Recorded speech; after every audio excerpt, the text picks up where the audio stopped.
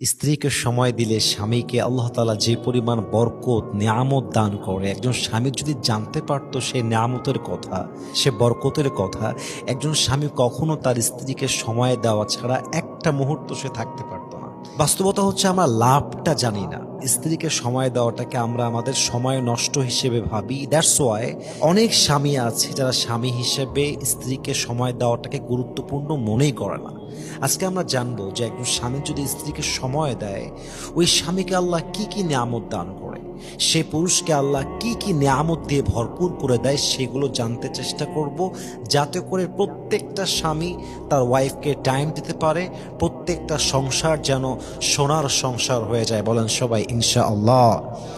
Number one, প্রথম কথা আমি বলতে চাই সবাইকে, ওয়াইফকে সময় দেওয়া এটা ওয়াইফের উপরে দয়া করা নয়, এটা ওয়াইফের অধিকার। এটা হচ্ছে হক্কুল ইবাদ।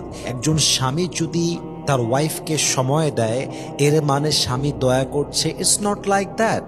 এটা ওয়াইফ ডিজার্ভ করে, এটা ওয়াইফের রাইট, এটা ওয়াইফের অধিকার।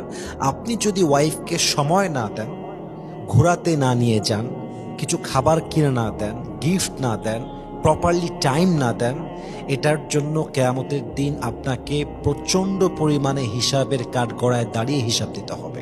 কেন দেওয়া লাগবে? কারণ এটা হক্কুল ইবাদ, এটা বান্দার হক। আল্লাহর হক হচ্ছে নামাজ, রোজা, হজ, যাকাত। যদি আপনি পালন করতে না পারেন, আল্লাহ চাইলে আপনাকে মাফ করতে পারেন, কারণ এটা আল্লাহর হক। কিন্তু বান্দার হক যদি বান্দা নষ্ট করে ফেলে, যতক্ষণ পর্যন্ত ওই বান্দা মাফ না করে, ওই অন্যায়টা মাফ হয় না। অতএব আপনি যদি আপনার ওয়াইফকে সময় দেন, আপনার এবাদত কবুল হবে, আপনার এবাদতের মান থাকবে। অথবা যদি সময় না দেন, এবাদত করবেন একদিকে, হক নষ্ট করবেন আর একদিকে, এটা প্লাস মাইনাস হয়ে যাবে। কবরে গিয়ে দেখবেন সব আমল আটকে গেছে। কারণটা কি? কারণ আপনি আপনার ওয়াইফের হক নষ্ট করেছেন। এটা কিন্তু মারাত্মক সেন্সিটিভ ব্যাপার। এটা না বুঝলে আপনার জীবনটা বৃথা হয়ে যাবে। বান্দার হক এটা বড় সেন্সিটিভ বিষয়। এজন্য আপনার ওয়াইফকে যদি আপনি প্রপারলি টাইম দিতে পারেন, আপনার এবাদতকে আল্লাহ তাআলা কবুল করবে। বলেন সবাই সুবহানাল্লাহ। আর একটা লাভ, যেই বান্দা তার ওয়াইফকে সময় দেয়, আল্লাহ তার রিজিকে বরকত দান করে, হায়াতে বরকত দান করে, রিজিকে বরকত বেড়ে যায়। অল্প কামাই হয়, বাট এটাই এনাফ হয়ে যায়। দেখবেন অনেক মানুষের কামাই অনেক বেশি, বাট রিজিকে বরকত নাই। এই আনে এই শেষ, ডান হাতে আনে বাম হাত দিয়ে উড়ায় দেয়। লাখ লাখ টাকা বেতন, লাখ লাখ টাকা ব্যবসায় লাভ, কিন্তু কি হচ্ছে? দিন শেষে অভাব হয়ে যায়, শর্ট পড়ে যায়। কারণ কি?